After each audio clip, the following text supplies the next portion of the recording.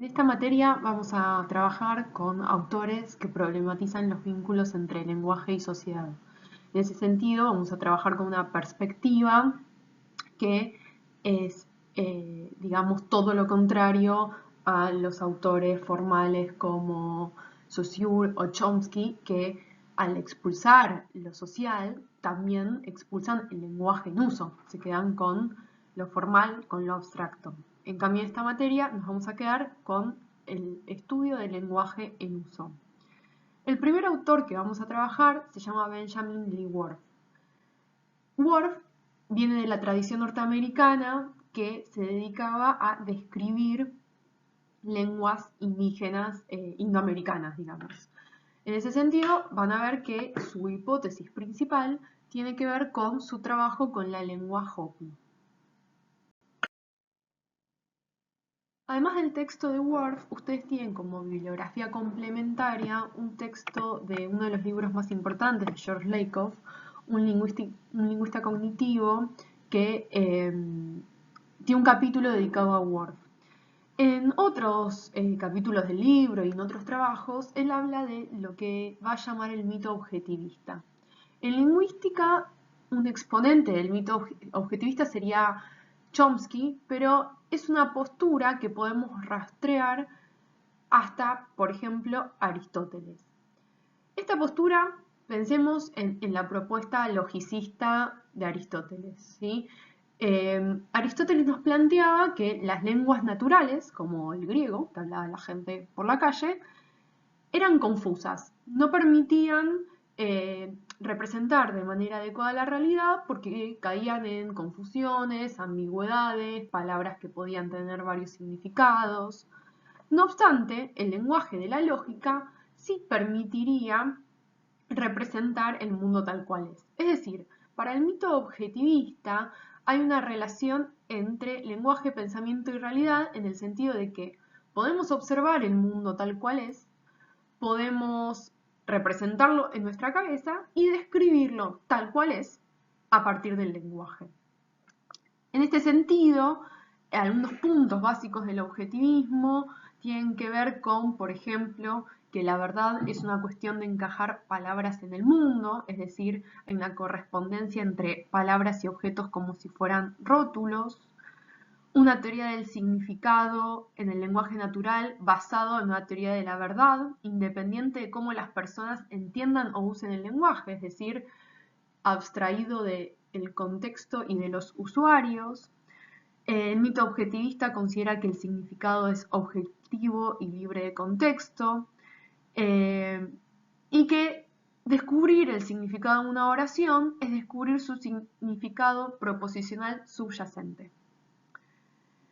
Ahora, una postura opuesta a la del mito objetivista podría ser la del construccionismo social, o sea, la idea de que la realidad no es algo que está ahí y nosotros podemos ver tal cual es, sino que construimos la realidad.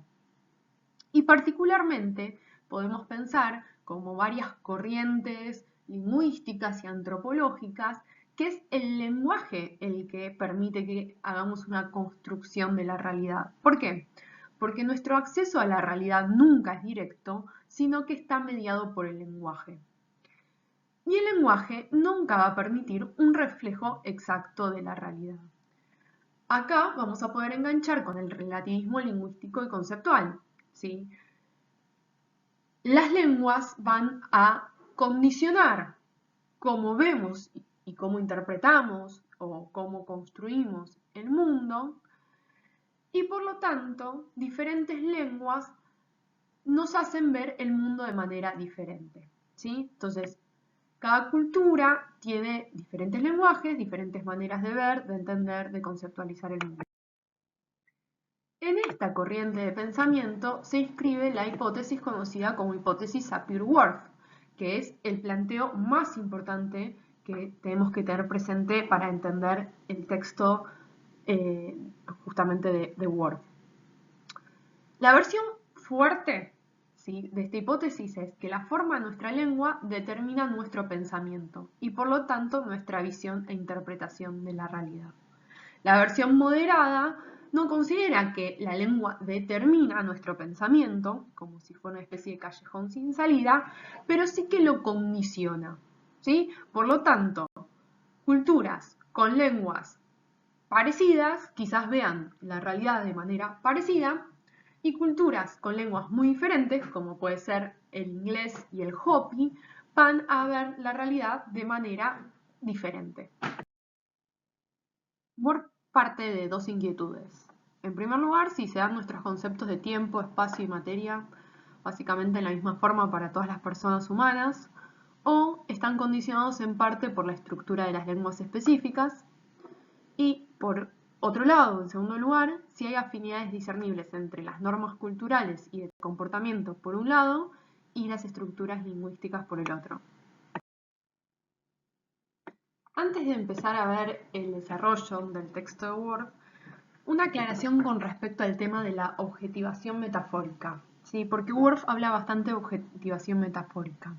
Entonces, las investigaciones en lingüística cognitiva posteriores a Word, ya que es, digamos, pensemos que en los años 40 recién se están iniciando los estudios que plantean las relaciones entre lenguaje y organización social, y todavía falta para los estudios de la mente.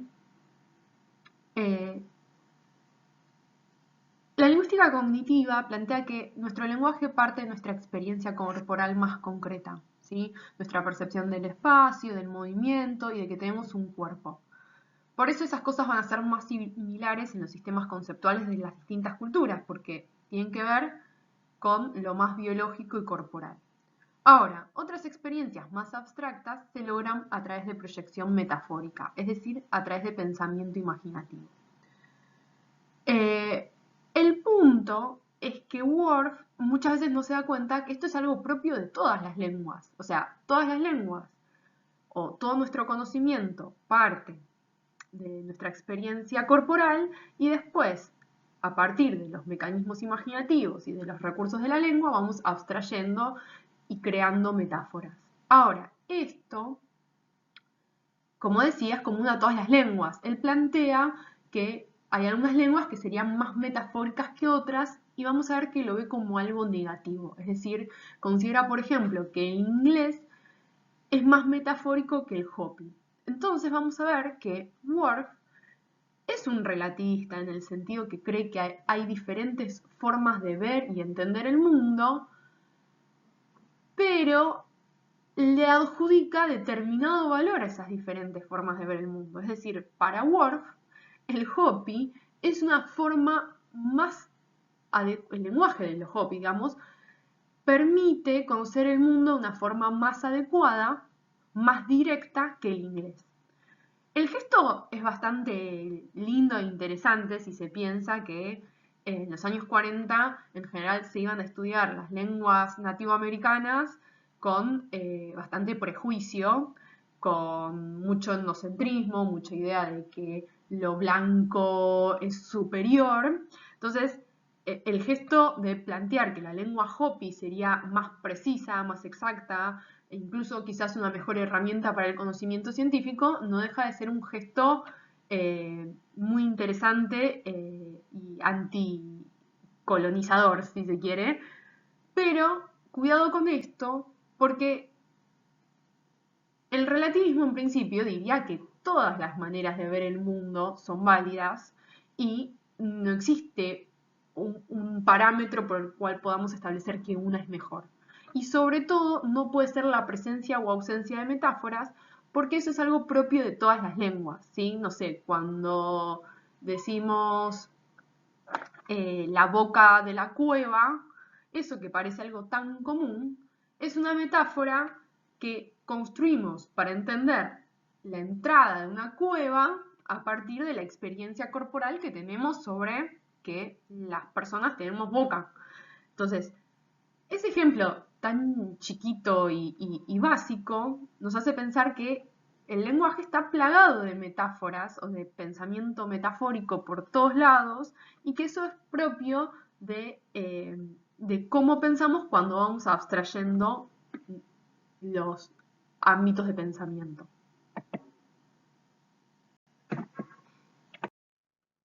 Worf trabajaba para una compañía de seguros, era ingeniero y trabajaba con, bueno, ustedes lo van a ver en el texto, con estas cuestiones de los incendios. Entonces, parte de algunos ejemplos del léxico, ¿no? De cómo el nombre que se le da a ciertas cosas afectan nuestro comportamiento, ¿no? Es decir, las maneras como clasificamos la realidad no responderían a la naturaleza, ¿sí? Porque un fenómeno puede ser categorizado de distintas maneras, y no solo nuestra manera de entenderlo, sino también nuestra manera de comportarnos va a estar influido por ese nombre, ¿sí? Que era el ejemplo, por ejemplo, de la diferencia entre los tanques de gasolina, donde la gente tiene cuidado, pero si algo le llamo depósito de tanques vacíos, pienso que ahí no hay riesgo y no me comporto con cuidado. Ahora, más allá de estos ejemplos del léxico y de cómo clasificamos la realidad a partir del nombre que le damos a las cosas, hay otro tipo de estructuras de la lengua que quizás son más importantes. Porque la gramática genera una coacción más fuerte sobre el pensamiento, ¿sí? Remite a clasificaciones que son más básicas para nuestra cultura y son tan frecuentes que justamente pasan del léxico, donde yo puedo nombrar o no algo, a la gramática. Que algo se gramaticalice quiere decir que se vuelve obligatorio. Es decir, yo puedo saltearme, por ejemplo, el nombre de las personas, pero en general cuando clasifico sustantivos no puedo evitar clasificarlos según género y número. Eso está gramaticalizado y por lo tanto es obligatorio. Entonces, las clasificaciones que forman parte de la gramática están mucho más arraigadas en nuestra cabeza, son más inconscientes y automáticas. Por eso es que después de los ejemplos con respecto al léxico, a Worf lo que le interesa es analizar algunos aspectos más básicos de las gramáticas de las lenguas. Por ejemplo, cómo codifican cuestiones de espacio, tiempo, causalidad, evidencialidad, la estructura de los eventos, etc.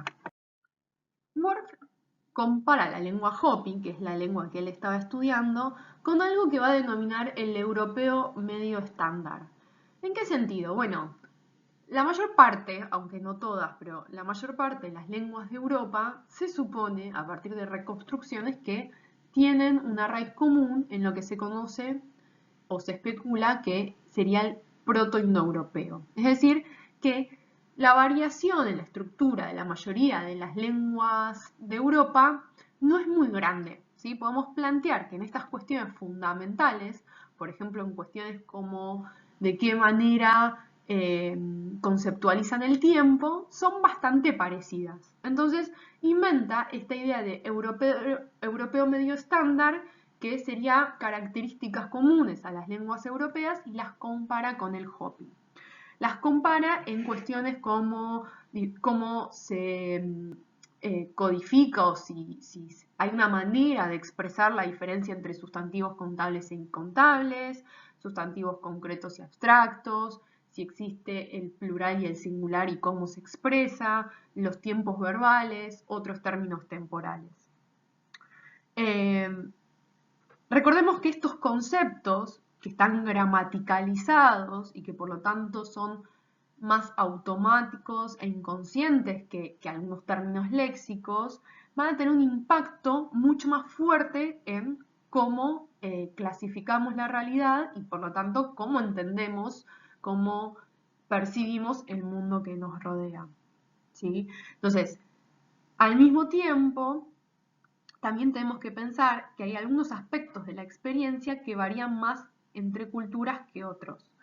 Decíamos, nuestro conocimiento parte de la experiencia corporal. Tenemos un cuerpo, tenemos conocimiento de que, no sé, comemos, entonces ingresamos cosas a nuestro cuerpo. El cuerpo es un recipiente. De ahí viene algo que se llama un esquema de imagen del recipiente, donde hay una adentro y una afuera y una capacidad limitada. Caminamos, entonces tenemos concepción del movimiento, tenemos concepción de la trayectoria, de la dirección, pero hay algunas experiencias que son más abstractas. Entonces, como el tiempo.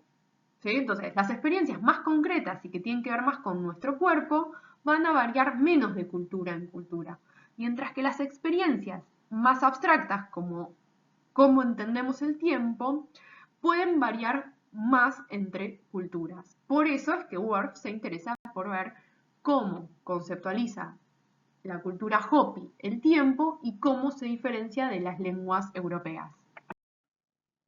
Les leo este fragmentito del texto.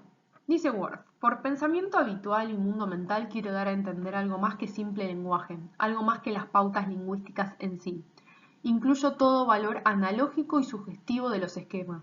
Por ejemplo, nuestro espacio imaginario y lo que está implícito en él, y todo el toma y daca entre lenguaje y cultura en conjunto, en donde hay una gran porción que no es lingüística, pero que sin embargo muestra la influencia modeladora del lenguaje. En resumen, este mundo del pensamiento es el microcosmos que cada hombre acarrea dentro de sí y con el cual mide y comprende lo que puede del macrocosmos.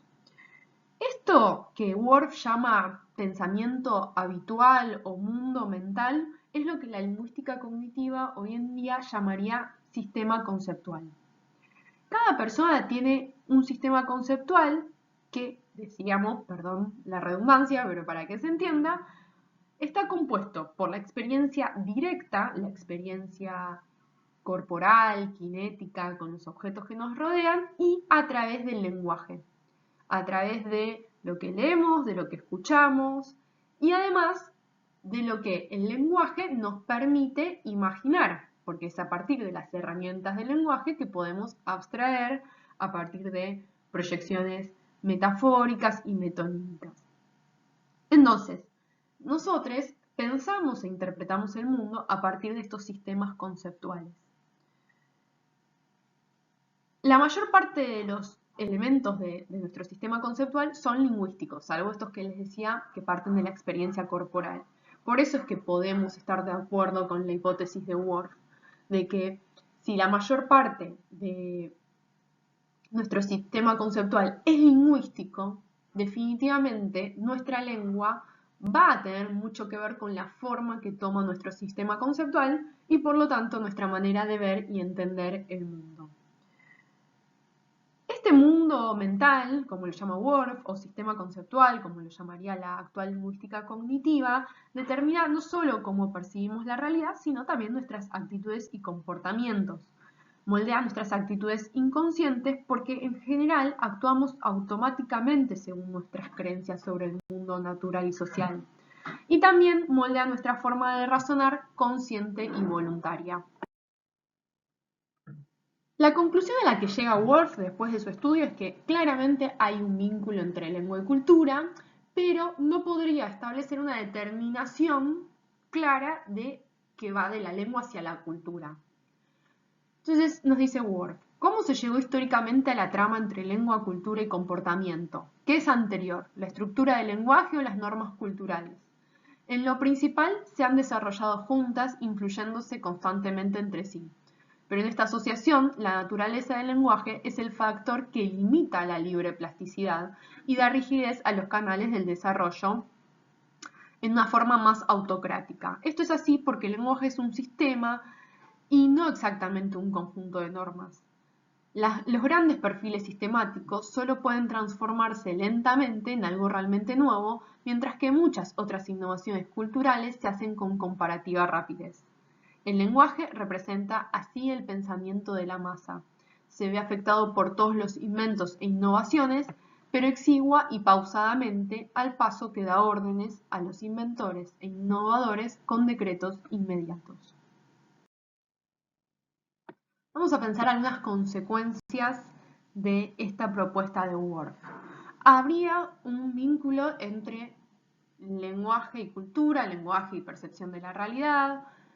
Es bastante cuidadoso en este texto en decir que el lenguaje condiciona o determina nuestra manera de entender la realidad. No obstante, por la lingüística cognitiva sabemos que lo que falta acá es entonces hablar de estos sistemas conceptuales. Estos sistemas conceptuales, que son en buena parte lingüísticos, son los que dan cuenta de cómo observamos y pensamos. Entonces, algunas reflexiones que podemos hacer a partir de la teoría de Whorf. En primer lugar, todas las personas tenemos las mismas capacidades de conceptualización, pero esas capacidades pueden construir sistemas conceptuales diferentes.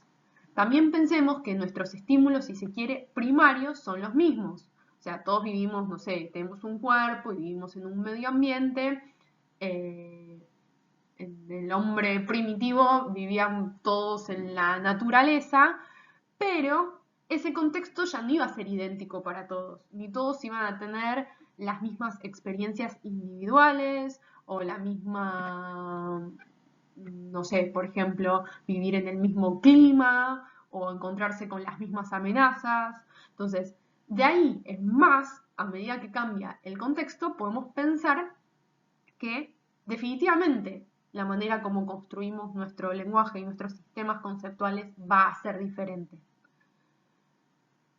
Por otra parte, los sistemas conceptuales pueden diferir en diferentes cuestiones. ¿Sí? Pueden diferir porque clasifican de manera diferente la realidad, es decir, tienen conceptos distintos, o porque tienen los mismos conceptos pero organizados de manera diferente, o tienen los mismos conceptos pero se utilizan de manera diferente. El grado de variación, pensemos que también tiene mucho que ver con esto, ¿sí? Nadie tiene un sistema conceptual idéntico a otra persona, pero dentro de una misma cultura esa variación va a ser pequeña. Es decir, si hacemos un tipo de encuesta entre todas las personas del curso para ver cómo entendemos, no sé, qué es una familia, vamos a ver que no todos entendemos lo mismo, va a haber variaciones, pero las variaciones van a ser mucho más pequeñas que si le preguntamos a un Hopi que entiende por familia. Y otro elemento importante es que hay una diferencia entre comprender deliberada y conscientemente un sistema conceptual y usarlo de manera automática, inconsciente y para vivir a través de ese sistema conceptual. ¿Qué quiere decir esto? Nosotros podemos tratar de entender el sistema conceptual Hopi y es probable que lo logremos en una medida bastante exitosa, ¿sí? Porque tenemos la misma capacidad de conceptualización y porque podemos hacer el esfuerzo de, por ejemplo, entender, bueno, a ver, ¿qué es esto de no pensar al tiempo como lineal, sino como ciclos? Lo podemos razonar y podemos llegar a entenderlo, pero eso no quiere decir que podamos vivir a través de ese sistema conceptual. Es decir, que poder hacer el trabajo consciente de entender otro sistema conceptual no quiere decir que podamos llegar a ver el mundo como un Hopi, ¿sí? Por más de que entendamos un sistema conceptual, siguen siendo dos maneras diferentes de ver el mundo, porque cuando nosotros actuamos en el mundo, lo hacemos automáticamente a través de nuestro propio sistema. Bueno, para cerrar algunas precisiones más con respecto a la postura de Whorf.